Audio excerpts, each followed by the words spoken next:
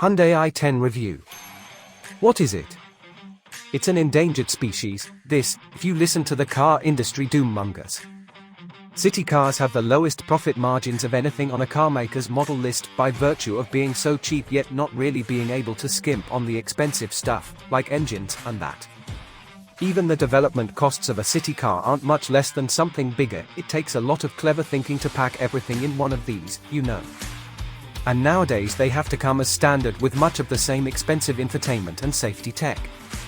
And so we come to this third generation Hyundai i10, a more sophisticated machine than we've seen before with this badge. It comes with some impressive big car tech features, and while it still feels like it's been built to a price, it's less overtly budget than before. Robust, let's say. Are there any electric options? There are no electric or hybrid options available here. That would make the car ruinously expensive and defeat the point of the car's low-cost simplicity. If you want to go all fancy, a few city cars have gone electric. You can get EV versions of the Fiat 500 and Volkswagen Up, but they are much pricier than the likes of the i10.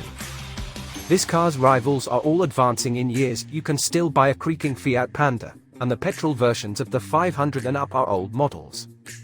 Of the fresher options, Toyota's just launched a fancy pretend SUV version of its Aygo, and Kia offers the Picanto, the i10 sibling, whippersnappers that were launched back in 2019.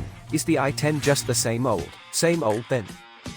Well, that's not to say that Hyundai hasn't spent any money on the car. The i10's platform was engineered fresh for this version of the car.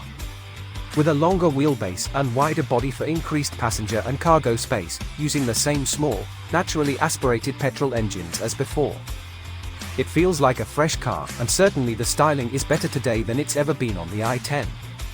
The car really benefits from the latest company styling language that looks sharp and more in proportion than it did on the last car. Are the spec levels decent? There's loads of life-enhancing tech available on the i10. You don't need to suffer for having opted for a cut-price city car.